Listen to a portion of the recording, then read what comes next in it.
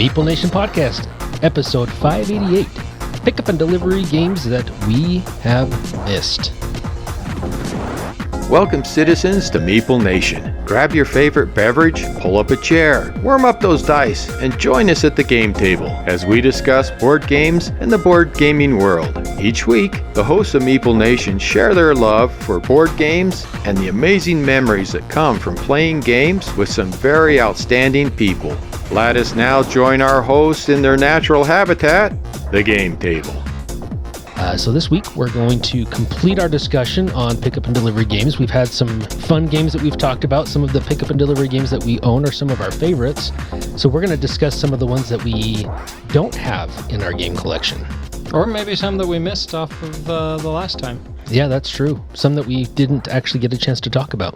Excellent. Well, we are the hosts of Meeple Nation. I am Douglas Stewart. I'm Nathan Howard. And I am Andy Holiday. And finally, all three of us are here. And our powers combine where we become the world's most Okayest podcast with the world's most Okayest webpage. Head on over to meeplenation.com to check out links to all of our episodes. You can learn a little bit more about us. Check out the SaltPOD, our sidecast all about SaltCON. And of course, you can click on that Patreon link to become a patron of the show.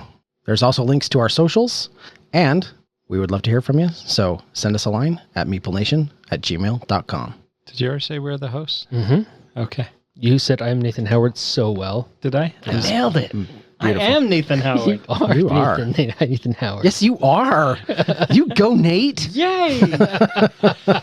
The Meeple Nation podcast is sponsored by GameToppersLLC.com. Go to their website. They have some amazing product, some amazing tabletoppers, some amazing game table solutions, some amazing mats.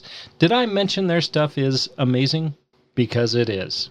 You too can go be amazed if you wander on to GameToppersLLC.com and check out their amazing stuff. Wow. I didn't know you were going to say that. Yeah, I surprised you, didn't I? You did. I am shocked. That sponsorship segment was amazing. It was amazing. Yeah. All right. Well, let me look at my watch here. Sounds like, because it's ticking. Is it? Oh, there it is. Yeah, I hear it. Those are high quality sound effects right there. That's why you become a patron of the show, folks, so that we can afford sound effects like that. All right, I will kick us off. I got the chance to learn and teach Gonza Index. So Gonza Index is a fast-paced dice rolling game of stock trading bond. It's a game. It's set in the dystopian sci-fi Solar 175 universe, which means nothing to us since we haven't played Solar 175, which is a legacy-style game, which is around the corner from you, Andy. We should totally bust that out. I did read the rules once, got it all ready to go for the first game, and put it back on the shelf. So we need to figure that out, get that game played, so that this game will mean more to us. Or maybe that game will mean more to us now. I don't know. There's a connection, anyways, between this game and Solar 175. I like connections. Yeah. In the last few episodes, if I had $1 for every time Nathan has said he read the rule books and then put it back and nothing ever happened, I could take us all out for a nice lunch. Probably. So anyways. So let's get that to the table, Nate. Let's finish. Let's be finishers. Let's be completers. Yeah. Completionists. Completionists. Yeah. Yeah. That works You too. are a completionist, Nathan. Yeah, completionist that sentence. in collecting. Now we got to be a completionist in playing. Yeah. No, that's the challenge. Yeah, it is. Anyways, back to Gonza Index. This is a fast-paced dice rolling and stock trading board game. So this is set again, like I said earlier, this is set in the dystopian Solar 175 universe. Wait, will you tell us again how you read the rules to that and we didn't play it? No. But this is a 1 to 5 player game, and it is typically played in 30 minutes. So this is, you have 6 corporations that are out on the board. All the market values are set at a default I don't know if it's all 0. I think some of them. No, there's a white them, marker. Yeah, there's a marker on it that dictates. Yep. Yeah, and so it could be at a 1 or 2. And as the game goes, we will be trying to earn money. And so you're going to roll the 5 dice on your turn. They're big, chunky dice that are a little maybe too big, but they're fun to roll. Is this the other night when I got here late to game night and you guys Yes. were trying to roll that E or I? Or Yeah, what? Yes, that was the E. one. Yeah. Yep, to Okay. trigger the events. But you can roll on those dice and you get to take the actions. You can re-roll up to 2 times. If you roll a credit symbol, then you're going to gain credit, add it to your pool. If you roll the E, then you're going to add it to the event. And once there's 3 E's on the event stack, then you're going to flip over that event card. And those event cards will trigger some reactions in the market, as it doesn't say why, but something happened in the market. It just and the changes markets the values. adjust. Yeah, they just Yeah. adjust kind of randomly. But this is a game where you can also, on the die, some of the die will increase the markets of your choice, some of them will decrease the market of your choice, and then some of them will allow you to put markers onto some of the markets, or you can try to reserve a broker card. So the markets, for each credit that you have on the market at the end of the game, whatever the market value is for each credit on that card, you're going to gain that times the number of what the market value is. So if I have 3 credits on there and it's at 5, then I'm going to gain 15 credits at the end of the game. Or if somebody didn't really like my corporation, they could totally try to tank it, and then that game could be negative. So each one of those could be costing me 3 points each, so I could be losing 9 points. So this game has a very volatile market, and but the game is all the pace of the game is all dictated by the event deck. You're going to start with 5 events in that event deck, and every time that E is rolled, you're going to add 1 and flip over that event deck. When that 3rd one flips over, end of the game, value up, or you add up how much money you have, and whoever has the most credits is the winner. So there was a lot of going back and forth in this game. It's a very short game. I guess it's short unless you can't roll that E. Yeah, no, it overstayed its welcome. Did it? Yeah. You think so? Yeah, I think so. We did play it at 5 players. Yeah, this is a clever game, and there are definitely some things to really like about it, including the dice rolling, which is fun. It's a Yahtzee-style dice rolling game. Big, huge, chunky dice, right? Like, these aren't small dice, they're big, and it was satisfying to roll them. And there were some things that I really liked about it. Here is the problem. The game is over when you reveal, I think it was it 4 of the event cards? That have to go 5. Okay, 5. It takes 3 events to flip one of those event cards. So if I'm able to math correctly, that means you have to roll through the course of the game 15 of those E symbols. And that's only on 1 die. And it's only on 1 of the 5 dice that you roll. But it is on 2 sides of that 1 die. Okay, but here's the thing. Players are not incentivized in any way, shape, or form to roll that E. Right. It does not offer you a bonus in any way, shape, or form. The only thing it does is advance the game. And so if you are trying to manipulate markets and you're using your rerolls to do other things, basically it's going to be, that die is going to get rerolled if it's an E every time, unless it's the last roll and there's no rerolls left and it comes up as an E, which is what happened every single time. Yeah. And as a result, like, a game could last forever if people aren't rolling those. And it also could be over really, really fast if, 15 turns and it just happens to come up. It's going to be a really short game.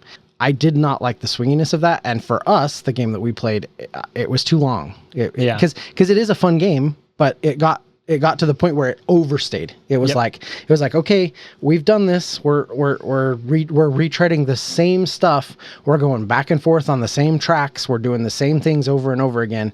We just need to roll those E's and get this game done. Yeah. You know. And the rules do suggest that for a higher player count, you play with less of those event cards, which could maybe nip that in the bud. It could, maybe. Yeah. But I'm always down to play it again. But yeah, Andy, do you want to play it now that we've talked it up so much? I wouldn't say that I don't want to play it again. I don't like that swinginess. Yeah, no, I totally get that. Let's play it at 3 players. I think that's a great. Yeah. We can play it after we play Slide tonight. We played it at 4, right? You said 5. It was 4. We played it. Was it 4 only? Yeah. Because it was Brad and I on this side, and it was you and whoever sat next to you. I don't remember. Was it Andy Rockwood? No. there was only an app we could use There was to track. only an app. Oh no, it was just the 3 of us. It was just me, you, and Brad. So it's 3. It was a player count of 3, and it was too long. Yeah. So Should when you have play been with should have been less- half the length. Yeah. Less event cards. Let's play 2 players. Let's play 2 players. Wow. Well, if you just play with 2 event cards, then that works too. Yeah. So I mean, you can always just lower that. For sure. And but anyways, it is an accessible game, and it does have ways to manipulate the playtime to. And it said if the game was too short, if you felt the game was too short, you could increase the number of event cards too. But we suggest that you never increase it over 5, which was the recommended number. So why would you tell me if I want to increase it, I can just add more event cards, but we suggest not doing it. You have the option. They're just giving you options, Nathan. If you want the game to be really bad, you can do this. But we don't recommend it. But we don't recommend it. But you can do it. Choice is yours.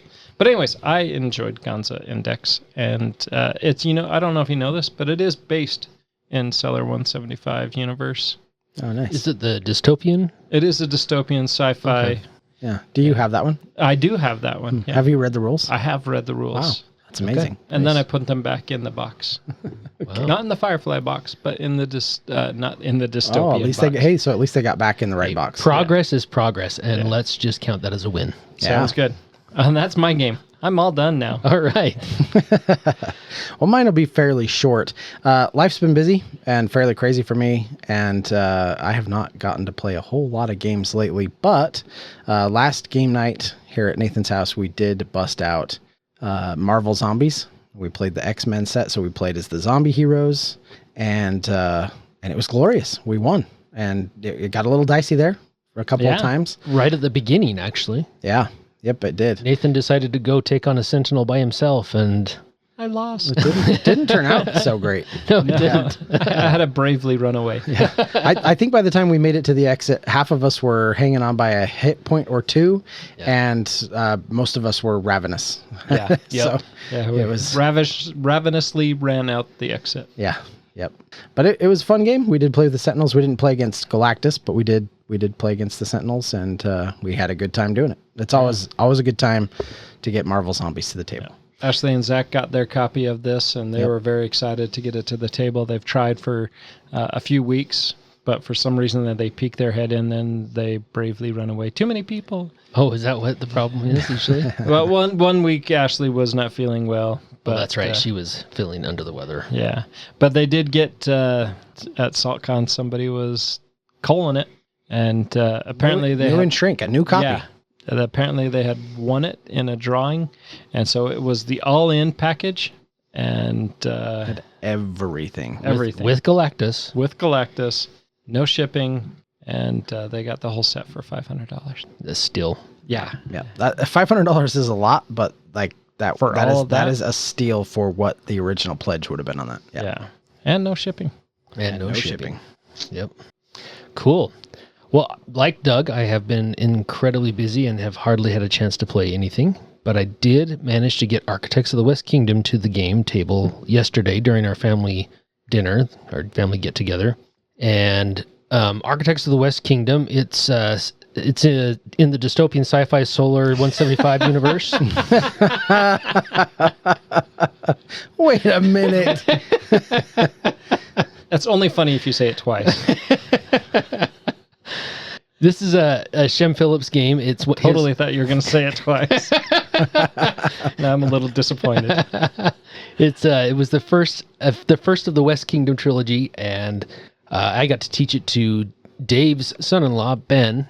We taught him, and I played with my daughter Amara, and he kicked our butts. Oh, did he? He did, yeah. Well, good for him. Yeah, he had a good game, and my strategy was too long to come to fruition. I was trying to get a lot of the apprentices to line up perfectly. By the time I got that set up, I didn't have enough time to get myself back up on the virtue track to really start scoring points. So did you just say you tried to get your ducks in a row? Yeah. It didn't work out? It didn't work out. That's a bummer.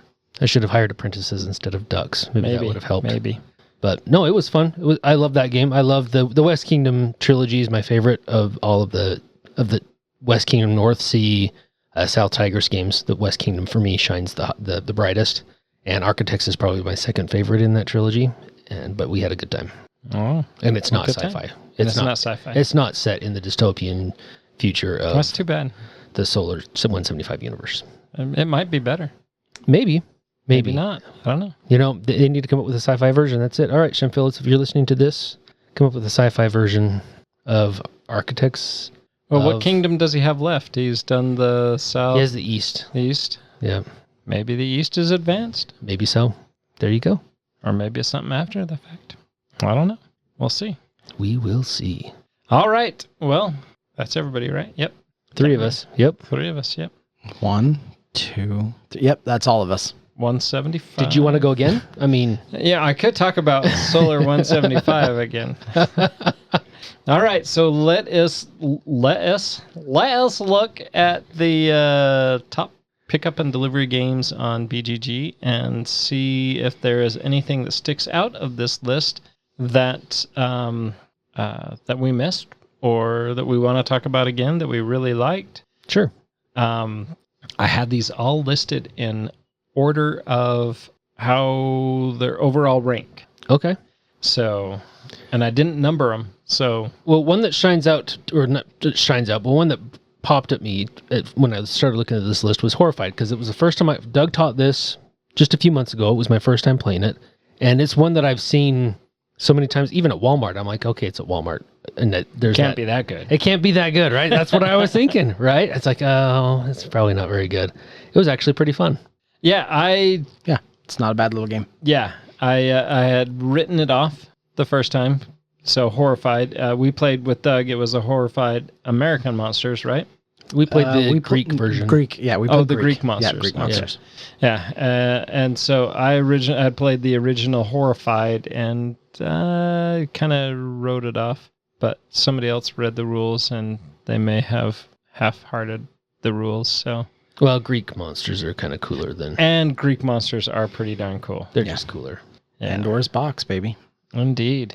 But yeah, no, I'm really surprised that Horrified is so highly ranked. I am too. It's up there. That really does surprise me a lot. Well, and they keep cranking out games for this. Yeah. Right? There's I think 4 versions out at this point. And then later this year, where they've got Horrified Dungeons and Dragons version coming out. Oh, really? That might be interesting to try. Yeah. But overall, this is ranked 224. Yeah, it's a good game. I don't think it's that good a game. I happen to disagree. I've been a champion of this one for a long time. I think you had a weird first play of it. I could have. I don't think you guys played it right. I definitely think you're right there. Something, because it's actually really quite a good game. Did we have a Kanban experience, Nathan? Not that we didn't play that game right. I think we did, but it felt like we didn't. Well, as the story goes, we've talked about this on the podcast before, but as the story goes, I was talking about Horrified. This has been a couple of years ago at this point, and Nathan was regaling me with his experience playing Horrified, and I was saying, well, I really enjoyed the mini puzzles that each one of the monsters provided and how that switches up every time. And you were like, what? Mini puzzles? What are those? We didn't do anything like that. And I was like, oh, well, I don't know if you actually played Horrified. So yeah, that totally could be the case. But I did enjoy our experience with the Greek monsters. Yeah. And so maybe I need to get, you still have Horrified, right? Nope. So it Really? wasn't that good. Really? You called it? I did. Yeah. These are games that I've played quite a bit, and I have gotten rid of them. You've loved and let them go. Yeah. I've loved and let them go. That's exactly what it is. The one I sold because it was, I taught it at SaltCON, and one guy really liked it, and he was like, can I just buy this? Are you selling this? Can I have this? I was like, sure. Who asks that? I mean, I guess it worked for him. I've done that with 2 games now. Oh, really? Teaching them at SaltCON. Yeah, just sold them the copy of the game right there. Interesting. Well, Yeah, But but I need to teach my culling games. I've been picking up the new stuff as it comes. Like the Dungeons and Dragons ones, I'll pick up. We'll play that until I'm it's played excited out. to try that one, yeah. Yeah, I'm trying to do a thing where I cycle games in and out of my shelves a little more rather than just letting them stay forever. So Yeah, no, I get that. Because we always do love the shiny stuff, so pretty moving lights. That's exactly right. All right. Well, one that really stood out to me as I was looking at this list was Solar 175, which I've heard. Is it on the list even? Which I've heard you. I think you've read the rules to that, Nathan. I have. Is that? Yeah, I'm really excited about that. Wow. No, one that definitely stood out to me though was Clank Legacy Acquisitions Incorporated. Yeah, we need to get our play of this going again. I know that we had Sierra in the group, but she's no longer available. I don't want to wait a year and a half to start playing this again. No, yeah. We definitely need to jump back into this. The first one was so good. I've played through the entirety of the first season of this. Well worth all of the time and energy to get it played. It is excellent. And we have season 2 of it. It only too. gets better and better and better. Yeah, and now we have season 2. So that Yeah. needs to be bumped up on our priority list for sure. But when we're talking about pickup and delivery games, that is the whole point of a Clank game, right? You're diving down, you're trying to acquire Get a a bunch of treasures, like one main treasure, but a bunch of other stuff if you can. And then get out. Escape without dying. It's awesome. It is awesome. The Clank system has always been something that I've very much enjoyed. And as the game has evolved, I have, like, when we get to Clank Catacombs, I think was the... Yeah. I really enjoy the story of Clank Legacy, but I think the experience of Clank Catacombs is... with the modular board just makes that game random shine. modularity of that really makes it a great experience. Yeah. Also, guess what? Andy wasn't here for the news episode. What did I miss? There's a new Clank Catacombs expansion. I heard that there's a new one coming out. Underworld. Or maybe it's just Underworld. I'm on board. That's probably why I ordered it for you. Oh, you're such a guy. It looks real good. That's awesome. You don't own that, do you? Catacomb? Yeah, I own it. Oh, should I have ordered you a copy too? No, Okay. that's fine. I'll get it through other means, I guess. Since you didn't order it for me. Wow. Totally pre-order it. It's all good. It hasn't been fulfilled yet. It's just changing it from 2 to 3. Okay. Yeah, pick up a copy for me. Sorry for the drama, guys. Okay. And we can get back to our regular programming. Was that drama? I'm just teasing. No, it wasn't. We can turn it into trauma. Yeah. How dare you? You didn't order me one. What? So there is a lot of train games on here, and a lot of train games that what is squeaking over there. Need to oil you up, Andy? Yes, please. And a lot of these train games are boring. I mean, I don't know. I'm sorry. I know a lot of people love these train games. I would agree with you, Nathan. I like train games. Some train games. Yeah. But others... They don't get y'all excited? No. All aboard, choo choo. Well, Why? Julie taught us Railways of the World, and it wasn't as fun as I was hoping it would be. I mean, it looks fun, but when we got done playing, I'm like, it was okay. Yeah.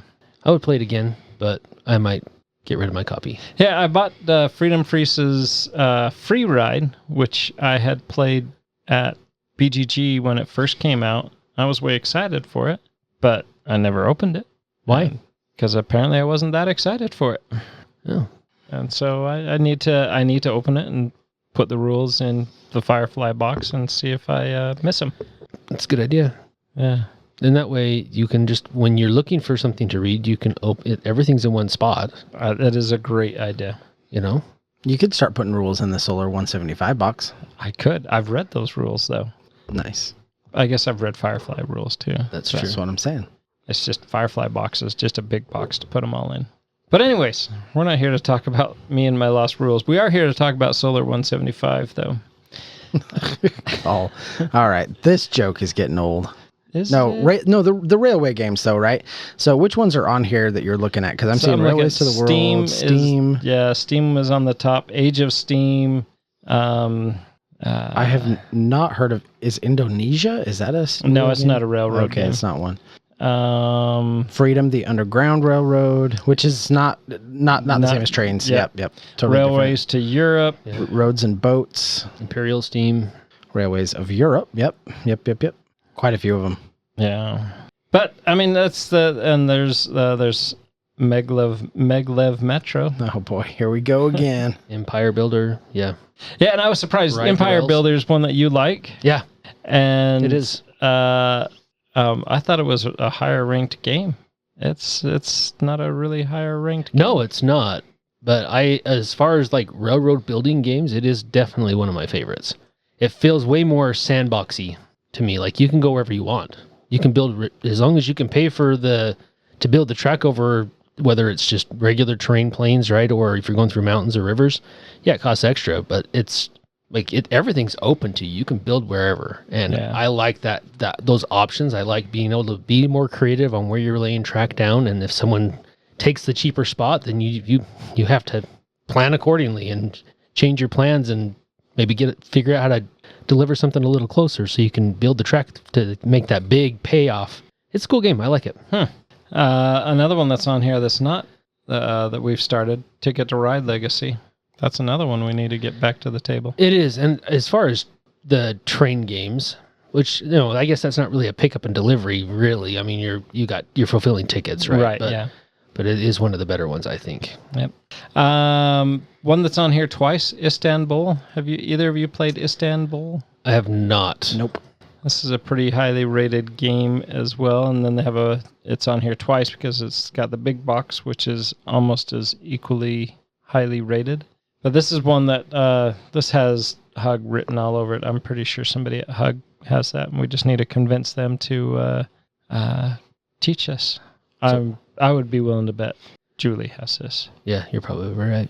Julie or Claudine. Yeah. If Claudine exists. We did see a sighting. You saw her. I did see her. I still think she's imaginary. So a game I'm not sure if I've played this or not. It's The Witcher: The Old World. And Nope, you haven't played it, Andy. Nope. Nope, you definitely did not have somebody take a long time to teach you this game and have a wonderful, fun-filled evening of playing it. I do remember it was a lot of fun. I don't remember much about this game. I remember liking it by the time we finished it. It was around the same time that we played Brass Birmingham, and I get the two confused because they have a very similar look. They have a very similar look to them. So I get them both confused on exactly which one. The boards look very like just the overall feel looks. They just has the same feel to me, and so in my mind, Brass Birmingham and The Witcher. Brass Birmingham. Brass what? The Witcher and Brass Birmingham. Just they just clarify that for me. Yeah. I'm just talking about the overall feel of just the board. If I'm looking at the board and I think of The Witcher, and for some reason the Brass Birmingham board comes to my mind. I'm looking at the Witcher board right now on my screen. I'm like, yeah, that's not even close. Okay, but in my mind. That's what comes to my mind because we played them. We played them so close together. We did play them close together. That is true. Okay, I'll allow that. One that is on here, and I can't remember if it was if we talked about it one of the earlier episodes, but that is Flashpoint Fire Rescue. Yeah, I didn't get a chance to play that. Did you guys? It seemed like you guys had fun. I enjoyed it, and the Legacy they have fired. What's the game called? Flashpoint Fire Rescue? They have Flashpoint Fire Rescue. Just say Solar 175. They have Solar 175 Legacy. Oh, wait, it is Legacy. They have Flashpoint Fire Rescue. Yep, you Fire got Rescue. it. I was there. Mm-hmm. Legacy. And with that, I could order all the missing expansions I was missing for my Fire Rescue base game. Oh, no kidding. So I have it all. And then I have this Legacy version of it too that I really enjoyed our play. I have a used copy of the original base game that I hadn't ever played, and mine has a really super special where one of the quadrants of the board is separate from the other three. It's really nice. Wow, that's special. But it still works. Sounds really nice. Yeah, this is a game that I didn't like at all. Did you play it? Because I didn't get to play it. Oh, because you didn't get to play it. Yeah, it's very fun. You're trying to get into the burning building and rescue. I guess they are victims. Rescue victims that are stuck in the house that are where the house is burning and need to put out fires. You have one truck that can drive around and spray into whole quadrants and hopefully put out fire there. or are you going to go in and you're going to put fire out in the whole section that you're in, or not the whole section, but in the section that you're in. And then each player has unique firefighter abilities. This is a co-op game, right? Yes, very much a co-op game. Yeah, and it's interesting. There's stuff in the house that will go boom, and if you're standing next to it, you get launched across the room. And if you're on the door and the door gets blown off, you get launched across the room. So this is giving me a little bit of a feel of one of my favorite co-op games, Solar 175. That is also a pickup and delivery game, and it is Dead Men Tell No Tales. Yeah. It has very much that, just you describing it, it kind of feels like it has that same vibe. You got fires going everywhere. You're trying to get the treasures off the ship, where you're in the treasures are people's lives. The treasures are people's lives in this case instead of actual treasure chests. But it kind of has that same, just as you described, that has that same feel where there's some tension, there's some anxiety going on. You're trying to mitigate things, work together to try to accomplish the main goal of getting the people out of the building, whereas in Dead Men Tell No Tales, you're trying to get a certain number of treasures off the ship before everything blows up. Yeah. So that's. I think you guys will like this. I think I would too. I'm totally going to throw you in the legacy version. So okay, yeah, I'd be down. Okay, it sounds fun. I mean, it really does. I love Dead Men Tell No Tales, and if it is anything like that, I would be down. Very cool. Another one that's on this list as a highly rated game, and it falls into that category that is pickup and delivery is not the main driving mechanism of this game, but it is a mechanism of the game depending on what missions you play, and that is Mansions of Madness. Yes. Yeah. And it is a fantastic game. In fact, this is one we haven't played for a while, and we need to play again soon. I agree. Because there's a lot of those scenarios that I still haven't made it through, and this game really is exceptional. It's a lot of fun. Everything for this game, and I've played it once.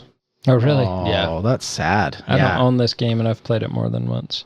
Wow. I mean, I read the rules and put them in the box. Good. You should have put them in the Solar 175 box. Well, because I had someone else teach the game, so I really did read the rules and put them in the box. And I think Logan came and taught us how to play it, and then you probably needed to reread those rules. That could be.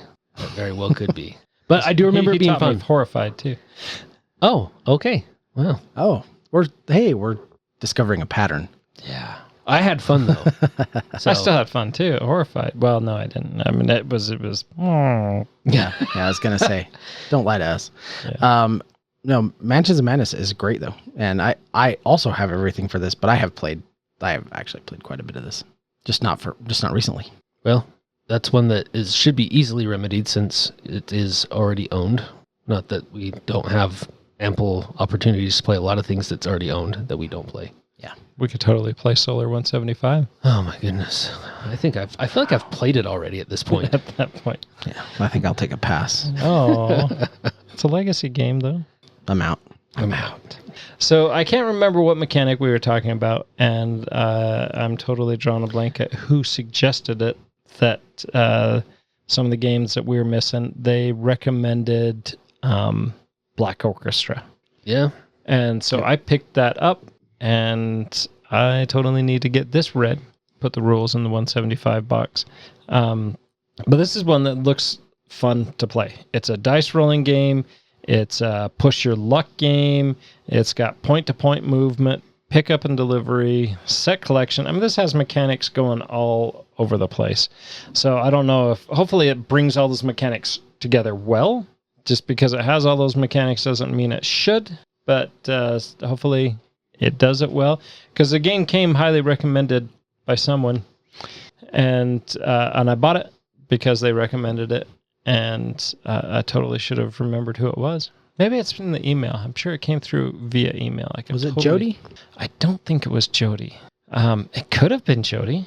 I don't remember. I remember what you're talking about, though. Somebody recommended it and said that it was great, and we do need to play it. Yeah. So I picked it up. It looked interesting to me, too, and I didn't pick it up because you did. So, yeah, just need to get it played. Yeah. Like so many other games. Plus, you get to take out Hitler, so that's always a bonus. That is a bonus. I remember there was some video game where I've heard he was a bad guy. Yeah. And unlike Wreck-It Ralph, he was a bad guy. Wreck-It Ralph wasn't a bad guy. No, just never mind. It was dumb. Just because you're a bad guy doesn't mean you're a bad guy. but he was a bad No, guy. Hitler was a bad guy. You know, I talked about Merchant of Venus as a highlight. You recently just played it. Because we did just play it. And it's funny because it took... Oh, I've got to tell you this story. This is crazy. Okay. So it took 2 different sessions to play this game because we didn't have a whole lot of time to... the first day we got it out, and going through the rules for the first time in like over a decade was, took time. Anyway, so we got about halfway through the game. And then it went for about a week and a half before we could get it to the table again because my daughter was playing, and she's married, so she only comes on the weekends to the house to visit. So we finally got her over to the house, and we finished playing. Well, she was beating the heck out of us the first half, and then she started falling behind. And by the end of scoring, I was ahead, and then Caden, and then Amara. Well, Amara had happened to buy the fuzzy dice technology from one of the systems, from one of the factions. Well, the fuzzy dice, they give you whatever fame you have, you get to multiply that fame by 10, and that's how much money you gain. Whoever has the most money wins. So that's just kind of a bonus at the end of the game. You have the fuzzy dice, you roll 2d6, you add that much to your fame, and then that gets multiplied, all gets multiplied by 10. However, if you roll doubles, you get to double all of your fame. Or rather, you get 20 credits for all of your fame rather than 10 credits for all of your fame. Amara being Amara and did not inherit my aversion to rolling well on D6s. Aversion to rolling well. She rolled boxcars on the D6s for her fuzzy dice.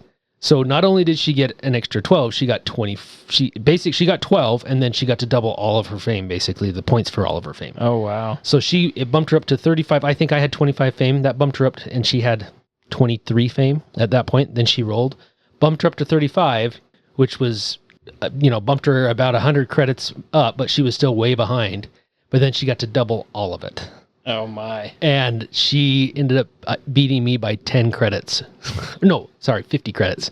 But it was ended up being a really close game but she won because she rolled boxcars at the end. It was just a fluke, and it was one of those, win ties on, if you win, you'll both score 13 points and you win ties type situation, right? You just grab that one card. That one technology that just, you had to roll perfectly for it to work out, and it did.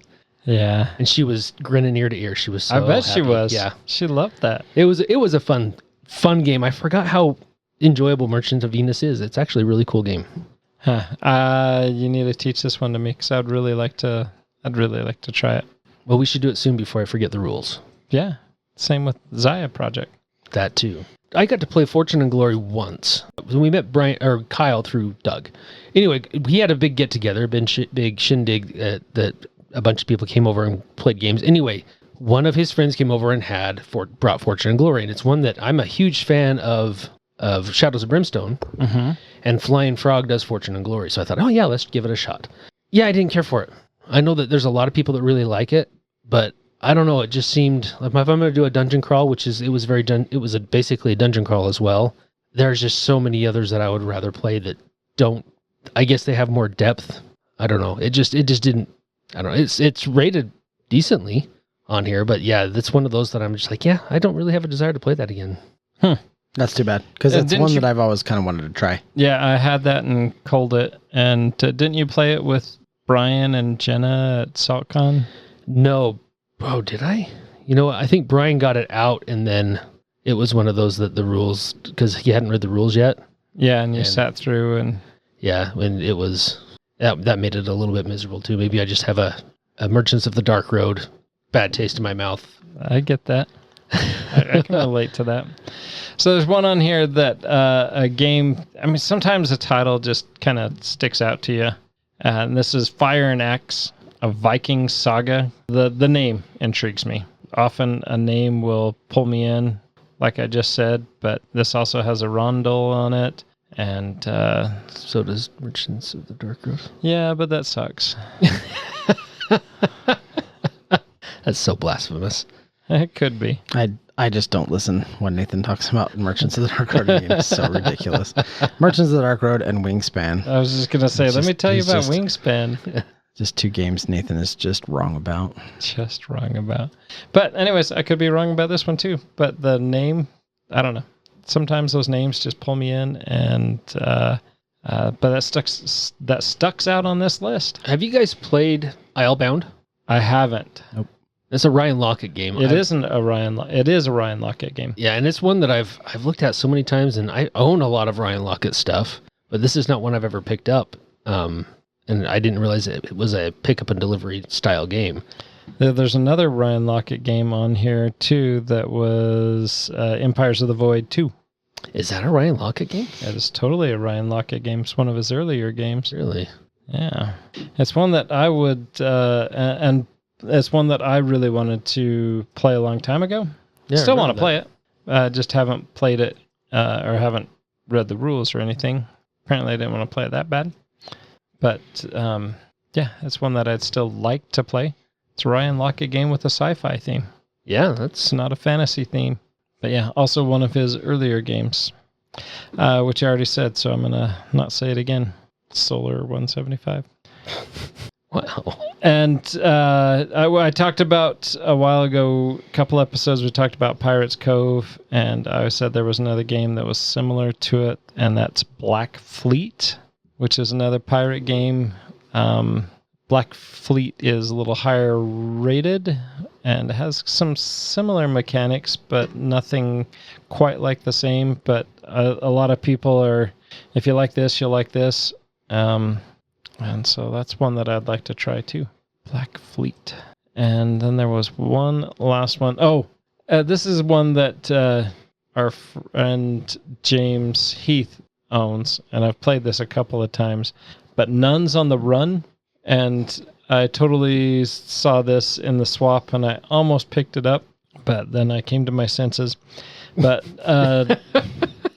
Okay. Nuns on the Run, you're trying to escape the headmistress, and you're sneaking out in the abbey, or not the abbey, the nunnery, and you are trying to not get caught by the headmistress.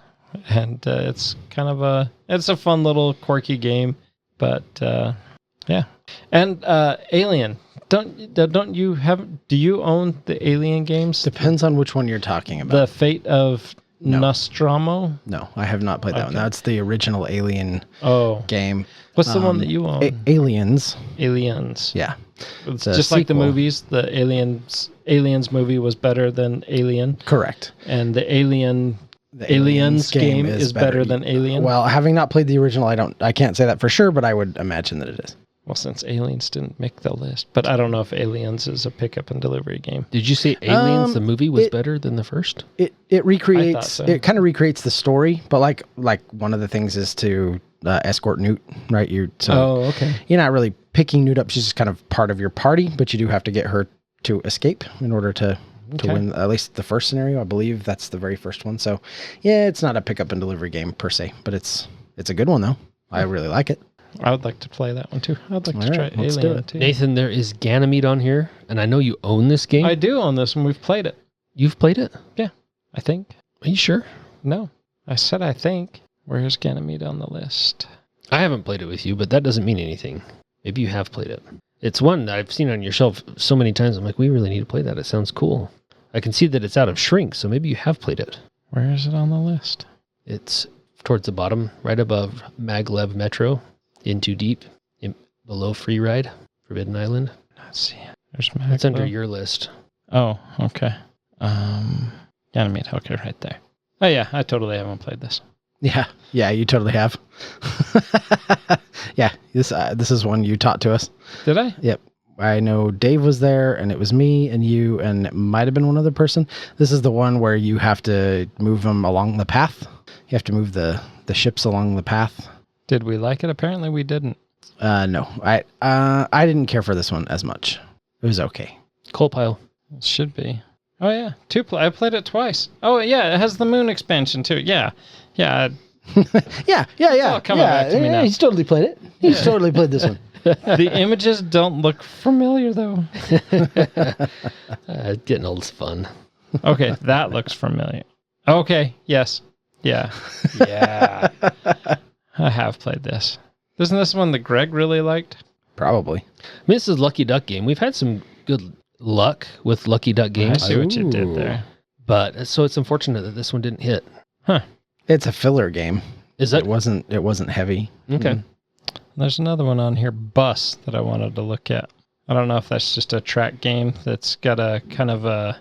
Who's the artist with the warp stuff? The melting clocks. Your wife's an artist, Doug. Doug's not. Yeah, why would I know that? I don't know. I do know who you're talking about, though. It's that guy. That one guy. Yeah. Oh, that guy. That guy. But it's actually a fairly highly rated game and does look kind of fun. I have to check that out. Salvador Dali. Salvador Dali, yes. Yeah. 510 overall. Maybe I'll have to see if come across this game anywhere. Maybe somebody else can say if they've played Bus, what they think of it.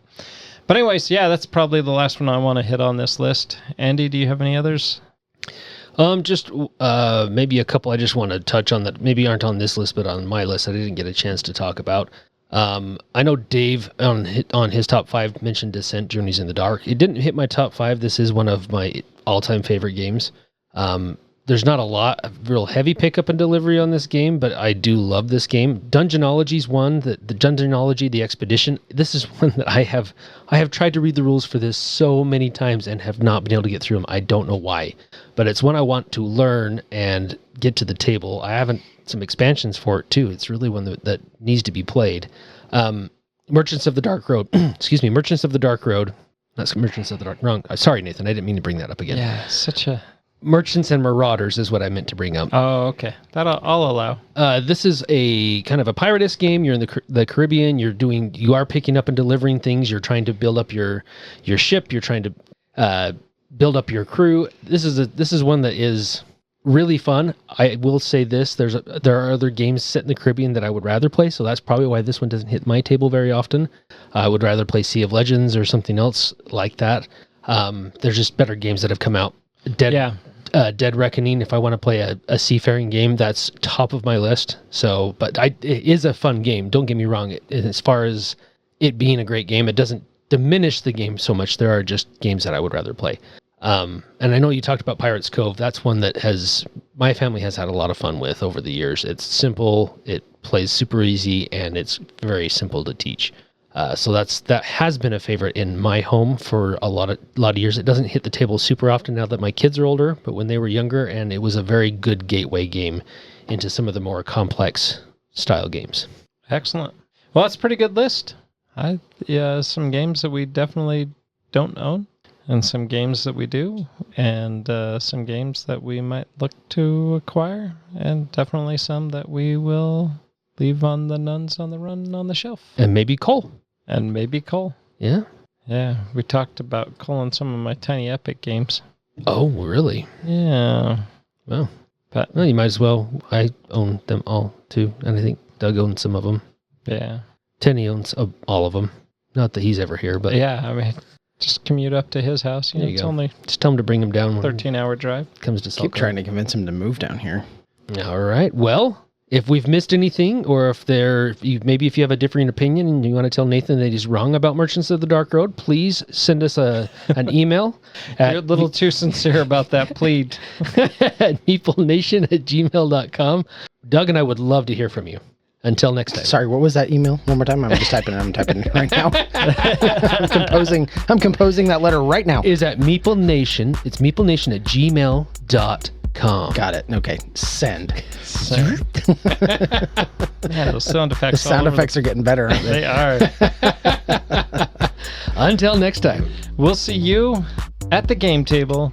Wishing you were playing Solar 175. Or Merchants of the Dark Road. Really? No, I doubt it.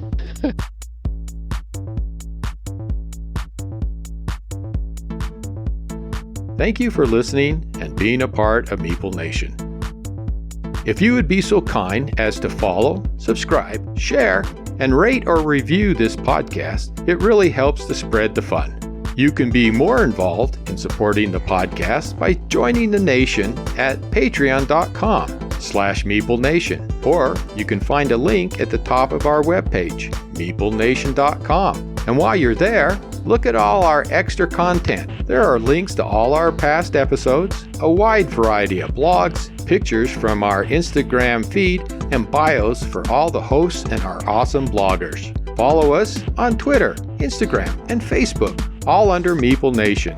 If you would like to chat with the hosts or other members of the nation, you can join our Facebook group, Meeple Nation Off Air. We hope to see you again at a game night, a con, or maybe a suspense-driven evening of werewolf. Thank you for listening and supporting Meeple Nation, and stay tuned for next week's episode.